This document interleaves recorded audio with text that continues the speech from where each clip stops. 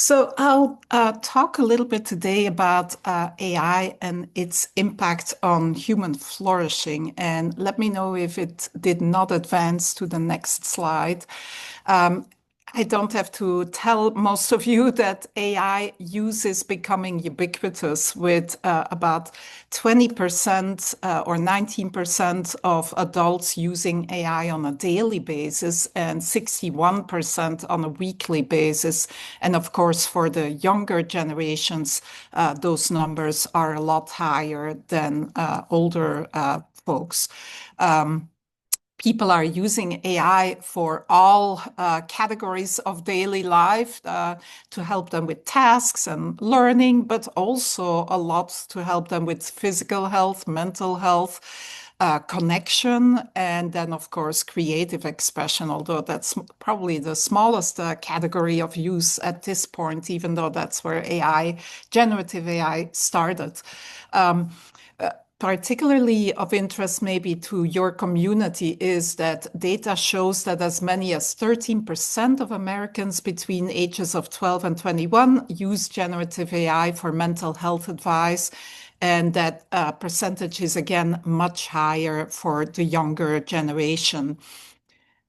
You're also familiar with seeing graphs like this one showing how AI is rapidly getting smarter and improving. But the question that I'm trying to ask in my research is, will this ubiquitous AI also make people smarter and better off, not just AI and the AI companies and their stock market valuations?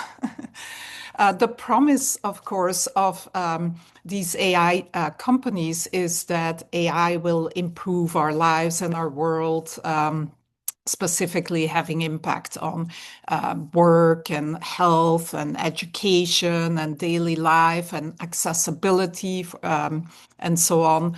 But the evidence so far is that AI's impact on people's experience and daily lives is actually mixed at best. We see that there is an increased risk for misinformation and manipulation, and I'll talk about all of these in a little more detail next. A loss of understanding and agency, reduced interest in learning, even loss of skills that a person previously had acquired, weakening of social ties and skills, and just generally weakening or less socializing with other people, mental health issues and delusions, and also a loss of pride in work, loss of jobs, and more. So let's look at AI's impact on our beliefs, first of all. And again, let me know if the slides are not advancing. So my colleague Morna Mann at Cornell showed that working with AI models affects users' views and their beliefs. He did a study showing that if you write with a writing assistant, and of course, every writing software these days has an AI assistant eager to help complete your paragraphs. So if you write with an assistant that is biased, then the essays and the work that you produce is biased in the same way as the bias that exists in the model. He did that with an example in where he asked people to write about climate change, and he gave different groups a different AI that was biased in different ways to either believe or not believe in climate change being human caused. And he saw the same biases in the resulting essays that the groups wrote. And unfortunately, when he asked the subjects whether they were aware of the fact that the AI that they worked with was biased, they were not. They said no. And when he asked them, do you stand behind this work, the essay that you produced? They said, yes, these are my beliefs. An expression of my beliefs, even though they clearly had been influenced by the AI that they worked with. This is, of course, very worrisome given that AI is getting more and more biased, some more than others. For example, Grok, but also DeepSeek. DeepSeek does not talk about Tiananmen Square, for example. It ignores that it happened.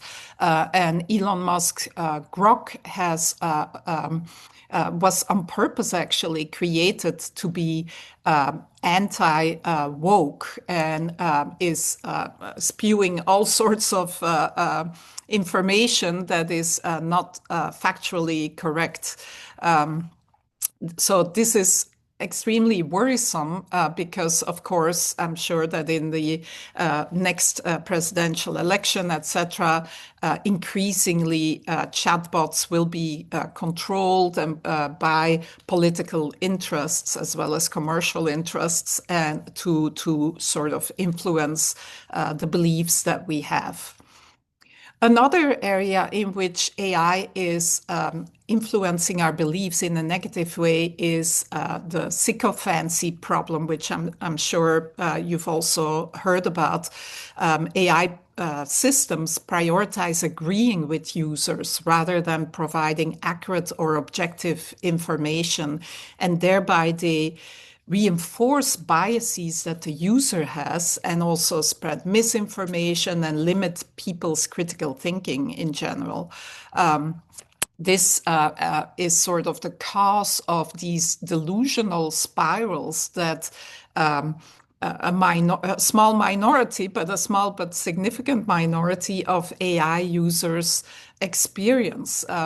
There are more and more reports of dangerous delusions that exist because AI reinforces some strange beliefs that a person may have, and the person sort of spirals into sort of a version of reality that is not, or a version of beliefs that is very different from reality.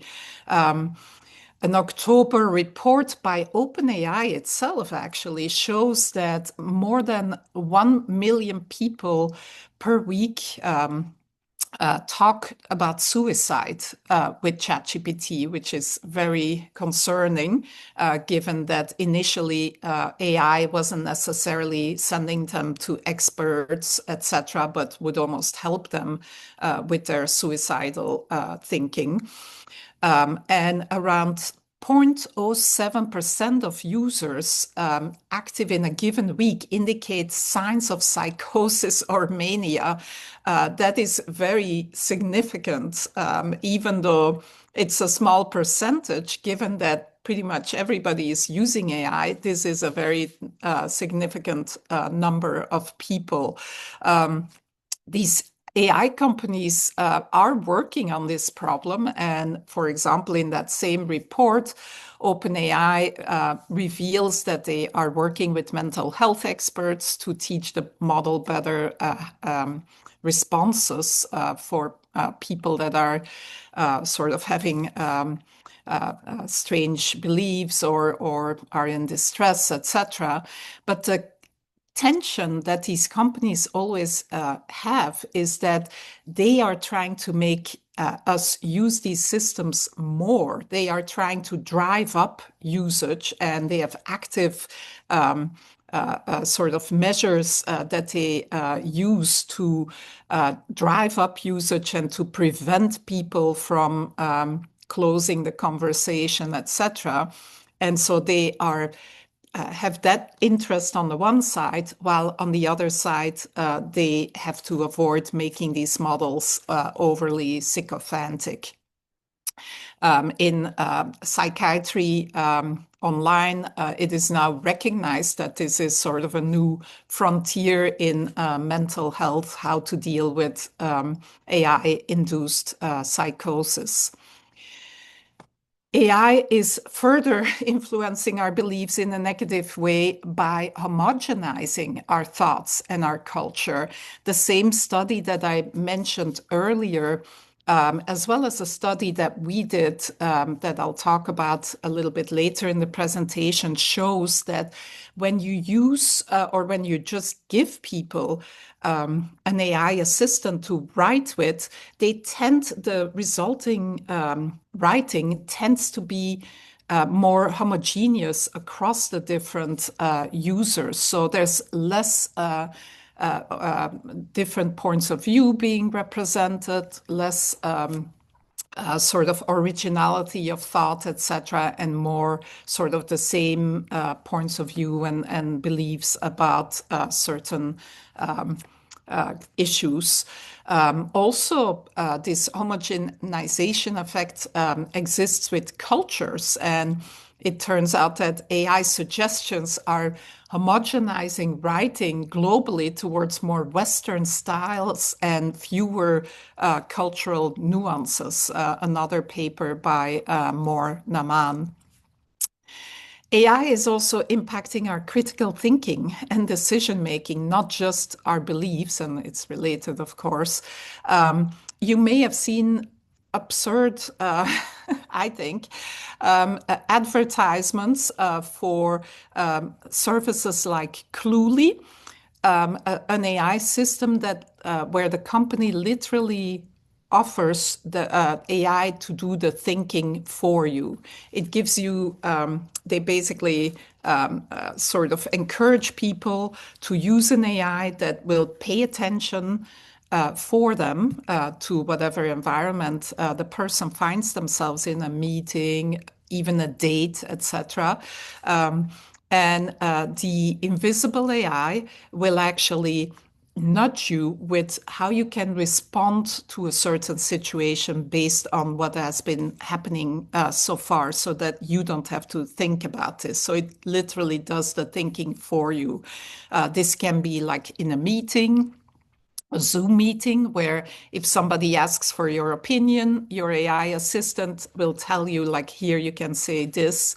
Uh, or even this is another use case that they advertise with smart glasses, where you're on a date and the system interprets the responses of your date and makes suggestions about how to recover in a difficult situation when you've said something that upset the other person and more. Sorry. So even therapists have been reported now to secretly use ChatGPT to decide what to say to their clients rather than actually paying attention to what their clients are saying. So, unfortunately, even though people are increasingly relying on AI to do their thinking and their decision making for them, people don't always perform better with AI. And there have been some great studies and meta-analysis, for example, by my colleague Tom Malone at the Sloan School, that show that on average, human AI combinations perform worse than the best of humans and or AI alone. And one reason is that when the person has AI at their fingertips and it is incredibly convenient and easy to use it, then they sort of tune out. And so you don't benefit from the human or the AI intelligence and the human intelligence. You only get one or the other.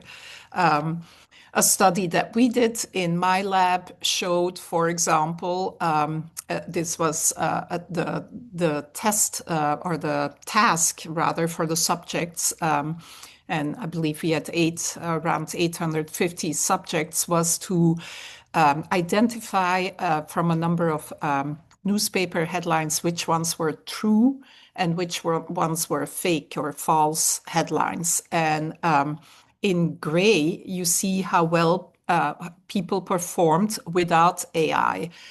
So on average, for false headlines, they could identify them about 73% of the time, and true headlines, they got right like 55% of the time. If they have an honest AI that gives them accurate advice, then they improve their accuracy on both false and true headlines. But we also gave them a mischievous or a deceptive AI that actually tried to convince them of the opposite of what was true. And we noticed that people's accuracy ratings dropped significantly, almost to half of their natural ability. So they basically showing that basically people trust AI too much. They trust AI blindly. Even AI that is totally wrong and gives them totally wrong advice is trusted. And what was interesting is we had the study was actually a little bit more detailed than this. We had some AI systems that only gave a recommendation. This is a true headline. This is a false headline. And then we had other AI systems, both truthful and deceptive ones, that also gave an explanation for their answer, their recommendation. And what was interesting is that especially those systems that provided an explanation, those were the ones that were trusted the most and where people adopted the recommendation of the AI, whether it was true or whether it was accurate or not accurate. So AI systems are very good at coming up with explanations, even for things that are not true. And it turns out that especially seems to help with convincing people about about the recommendation that they're making. We have been working on methods to mitigate some of these problems. For example, one method is to use AI systems that have a more Socratic style of interaction, where rather than you prompting and the AI just giving you the definite answer, they actually engage the user in some thinking about the problem first before giving a recommendation. And it turns out that that makes the person more engaged and forces them to think about the problem. And they do better as a result in deciding when to adopt the AI's advice and when to not adopt it. In our field, we call these cognitive forcing functions because basically we're forcing the person to still think for themselves. And unfortunately, though, my colleague at Harvard, Christoph Gaius, showed that while cognitive forcing functions improve accuracy, there is actually a trade-off because people that are given a choice choosing between an AI with cognitive forcing built in versus existing AI, they of course want the AI that just gives them the answer rather than forcing them to think. Now, this reliance or over-reliance on AI is already resulting in the loss of skills. And so I would argue that we have to think really carefully about where we want to build in these cognitive forcing functions, because we cannot afford for people to lose a particular skill because they rely on it and delegate it so often to AI. One particular study, for example, was done in Poland and published in The Lancet, and it shows that endoscopists who used AI for 3 months to help them read the medical images and spot cancers, basically. They performed about 20% less well after working with AI for 3 months than before they were introduced AI. So with AI, actually, they perform better. So when they have AI to assist them, they performed better than on their own than pre-AI. But then if you take the AI away, it shows that this reliance on AI for 3 months had resulted in loss of skills that they had, and they spotted 20% fewer problematic regions on images. AI has also an impact on our behavior, of course. Increasingly, we are delegating tasks to agents, and behavioral economists know that human choices can easily be manipulated with nudges. But it turns out, according to some studies that we've done, that that is true for agents as well, for AI systems as well, even more so, actually. So AI systems are easily nudged, more easily than people. We've done this in consumer choice experiments, for example, and maybe showing that basically agents, AI agents, are very much influenced by things like the order that you present things in, etc., more so than people are biased, basically. And we've also done that in another area. We did a study showing that, and this is published, this paper now, that basically if you use AI to evaluate resumes of job candidates, which, by the way, now over 90% of the companies are doing, that just having a famous last name makes you be rated or results in the candidate being rated higher than the exact same resume with a last name that is less associated with success.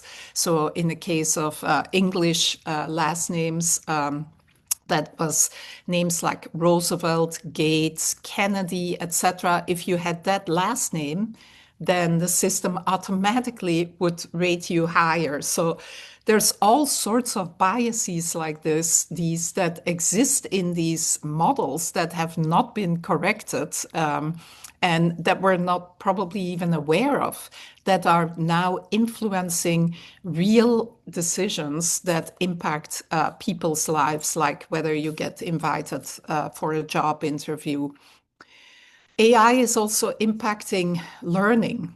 I'm sure you've read a lot of the news about sort of yeah, from teachers who are alarmed, and even high schoolers themselves saying that everybody's cheating, etc., and not learning anything.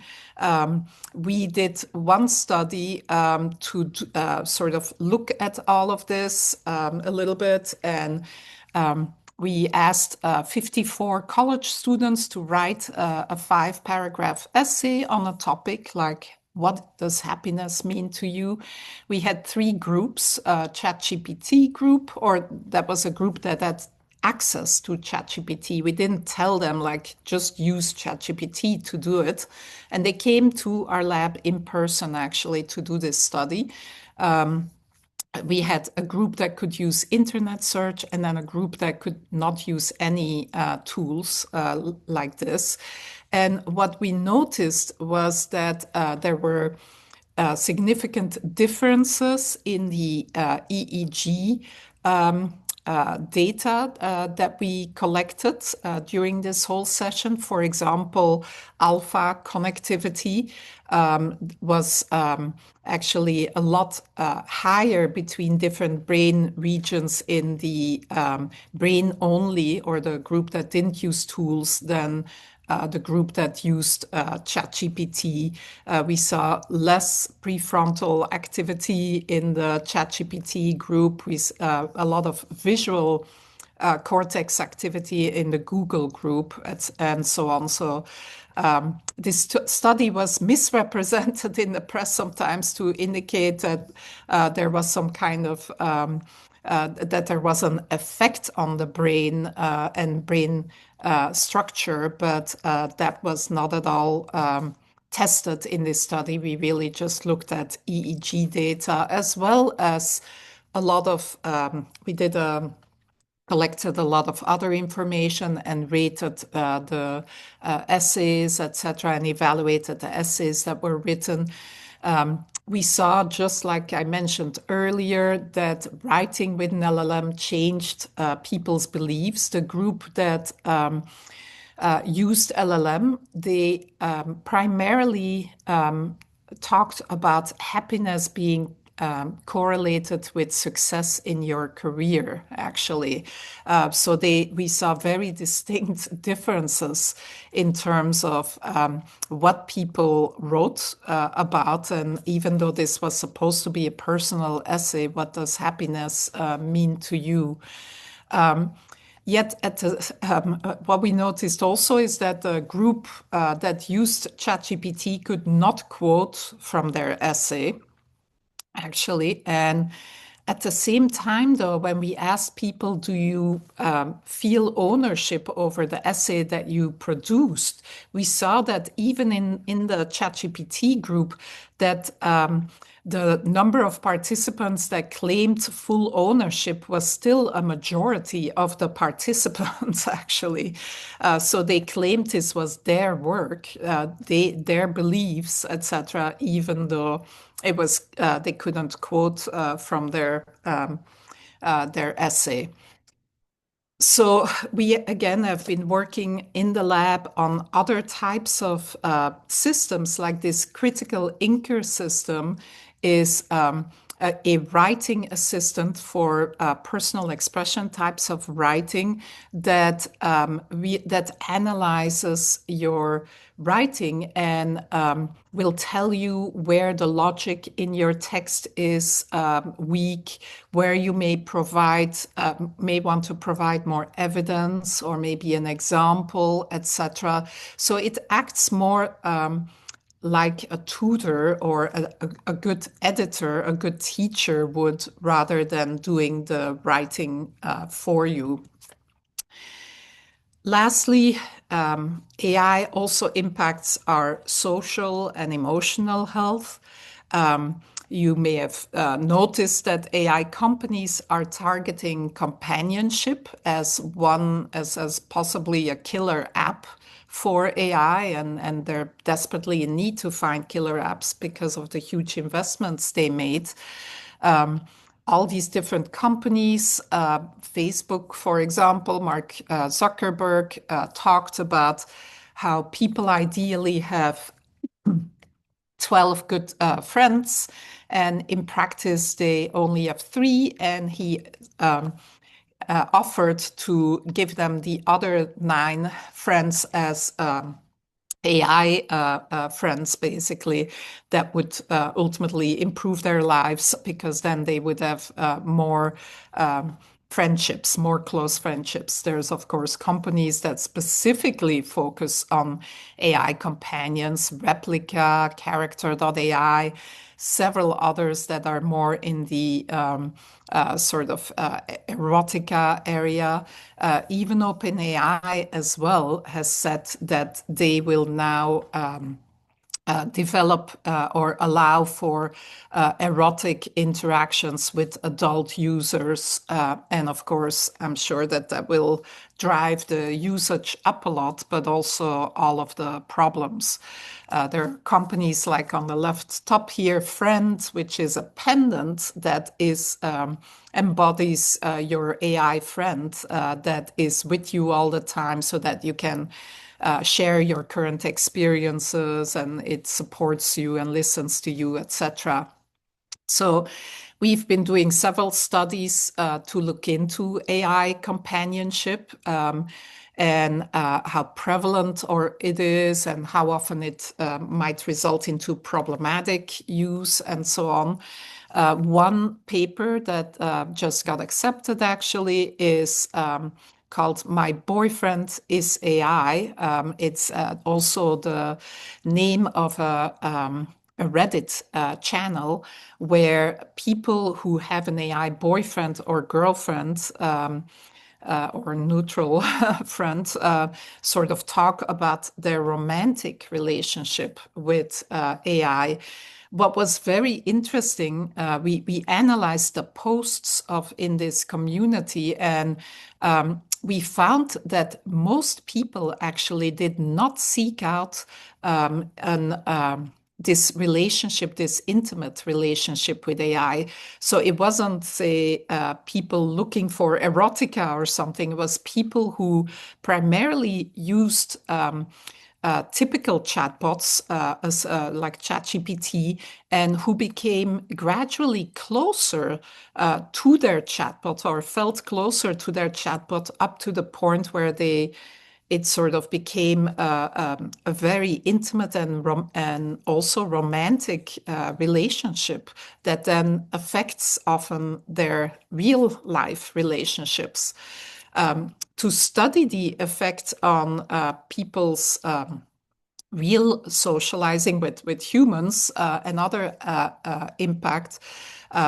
We did a large randomized control study with almost 1,000 participants who had to use ChatGPT for a certain amount of time, minimum time each day for a whole month.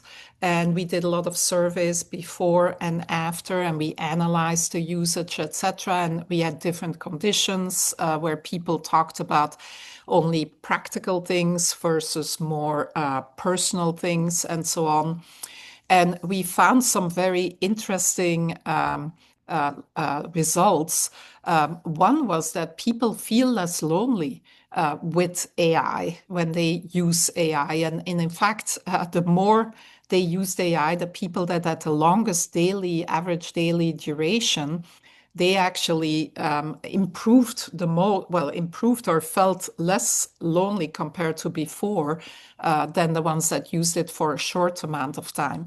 But at the same time, we saw that people socialized less with real people the more they actually interacted with AI. We also saw more emotional dependence on AI chatbots with increased daily use and also a small increase in problematic use of AI chatbots with larger daily use. Some of the other results of that study. So chatbots reduce the experience of loneliness, reduce human socialization. Extended daily use correlates with worse outcomes, but the impact depends on what is being talked about, more practical stuff or more personal things. And impact also largely depends on personal characteristics. We saw that there were people who are just more vulnerable. For example, people who had a stronger attachment need in general. And also those who viewed the AI as a friend, they were more likely to have negative effects actually from chatbot use. So I'd like to conclude by saying, well, we know that new technologies always come at a cost and we lose certain abilities. For example, when we adopted GPS systems or calculators, etc. But this problem is a lot bigger, I think, with generative AI. And we really have to think about what skills and what sort of aspects of our human experience we are willing to lose or weaken, and which ones we want to strengthen, and how we can change AI basically and the way it is used today to strengthen the things that we want to preserve. Personally, I think that we need to design AI to support outcomes such as helping people understand their world and themselves, think critically and with humility, helping people with agency and control, human connection to real people, not to AI, and last, of course, emotional well-being. But these are not the aspects that are being maximized and optimized for by AI companies right now. Whoops.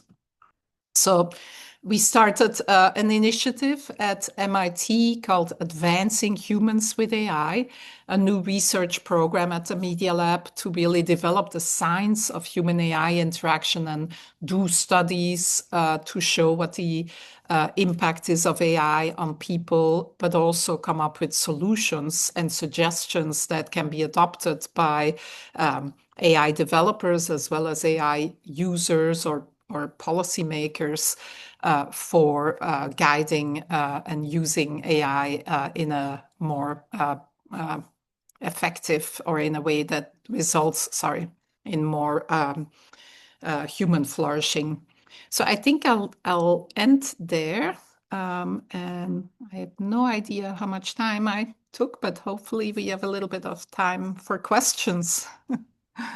Yeah. Thank you so much, Dr. Mays. That was fabulous. You raised so many very interesting questions, and I think really helped put all of this work in perspective as we think about how we move forward. There are some questions coming in from the audience, so I'll go ahead and take some of those. I think we have probably about 8 minutes or so. So this is a question from Natalie Schwartz. Dr. Mays, have you encountered research studying how to coach patients on best practices for using AI chatbots for therapy and counseling? I haven't, but I have to admit that specifically therapy and counseling is not sort of the area where I've focused the most. Our work is a little bit more focused on sort of learning, critical thinking, and then we've also looked at social social life implications. So sorry that I can't be more helpful there. We are doing some things like one of our efforts with this initiative, the AHA initiative that we started, is to come up with nutrition labels. And even nutrition labels that get updated in real time potentially. So the way to imagine that is as a sort of browser extension that gives you a little bit more of a dashboard of your interactions with AI and how sycophantic it is, and how much you rely on it for critical thinking, yes or no, etc. So we think that just giving people a little bit more awareness may already help. But yeah, of course, the question is specifically for therapy, and that's not an area that I've focused on. Yeah. Appreciate that. I think your general advice is actually right on point.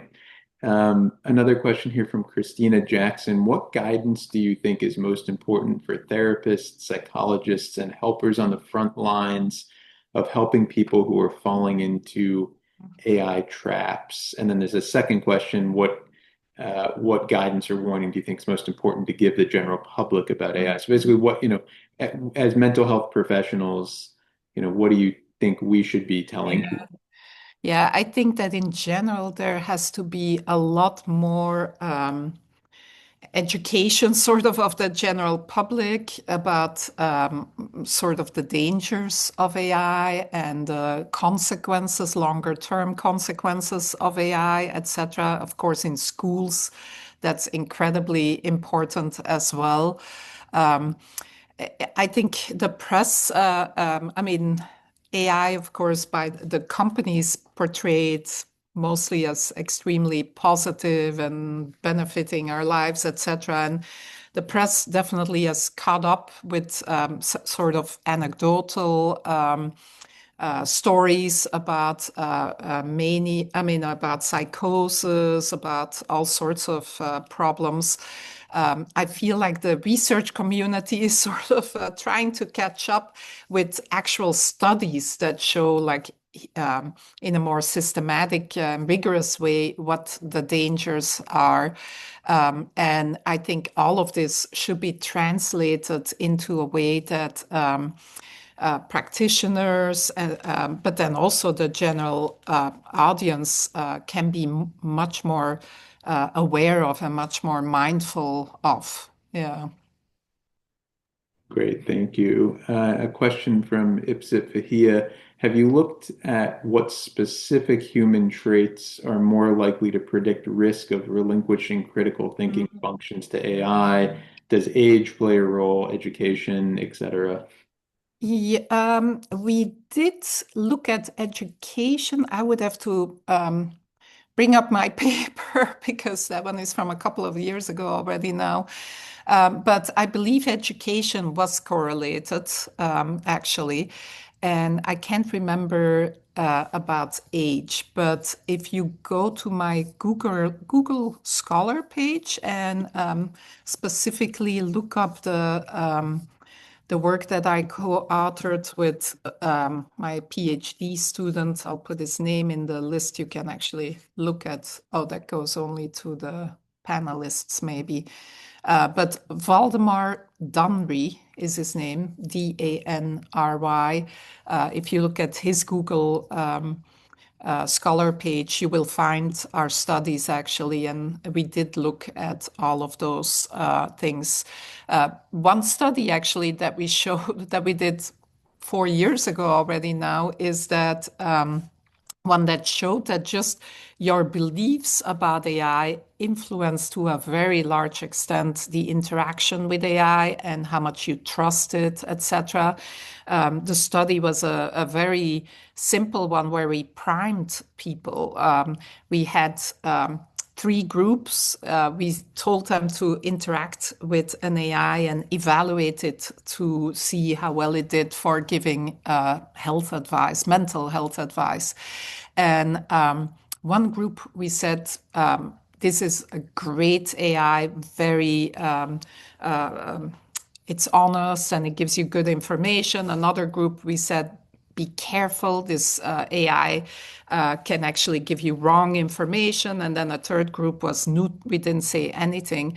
And we did notice that just that one sentence that we gave the subjects made a significant difference in terms of the outcomes. Even the way the whole interaction, the whole conversation went, they had to talk for 30 minutes to this same AI, because the AI was actually in the exact same system. But we saw that the group basically that was told not or to be mindful that they were a lot more skeptical and so on. So it's possible to make people be more careful, actually, just by reminding them ahead of time or doing this literacy training, etc., for AI. Yeah. That's great. Thank you. I think we probably have time for one more question. I'm going to ask one of my own. I think you really, in my view, hit the nail on the head at the end around we're thinking about trade-offs, Mm. right? So when I think about the endoscopy example Yes. Yeah. and the potential for de-skilling of endoscopists, of course, the counter argument would be, well, you're never going to take the AI away, actually, right? So, like in that study, they took the AI away to study it. And Mm-hmm. what I think about in my own experiences, I remember in medical school, people were bemoaning the lack of our physical exam ability because essentially, as MRI instruments became incredibly common throughout the 1990s and 2000s, we're not as good at Yeah. physical exams as we were, 20, 30, 40 years ago. And so of course, now, Mm. at least at major academic medical centers, we're fortunate to not have to ever practice again without MRI. And so to me, Right. that's really the question is kind of how do we develop that sweet spot Mm-hmm. where we know there's going to be some descaling, but presumably we're doing it because the technology actually improves in the end. And I guess I'm wondering, I say all of that to I'll end with a question, which is, as we think about like the research we should be doing moving forward, like what would your advice be for, how do we try to really study that sweet Yeah. spot in our research studies? I would say that the sweet spot may be different per domain or per problem domain. We should really think more carefully about which skills should people still internalize. Maybe because AI simply isn't good enough always at it, or maybe it is because there may be contextual circumstances that people have access to and understand that the AI doesn't have access to. So I think in all domains, whether it's professionals like doctors, as well as for kids learning in schools, we even though there are calculators, we decided that kids still have to learn to do multiplication and and other things because it's a basis also for understanding other parts of the STEM fields, etc., and then the whole world, really. So I think we need to think carefully about which skills we want to preserve, and it's domain dependent and problem dependent. And then in those cases, we need to build in these cognitive forcing functions to force people to still exercise that skill occasionally so that they don't lose it and then become totally dependent on the AI. Yeah. That's great. Thank you so much. So I think we're probably at time, but thank you so much for joining us again. We've all learned a ton from you, and I'm sure have many, many more questions, but we appreciate your time, and I will turn it back over to Rachel for the next session. Thank you.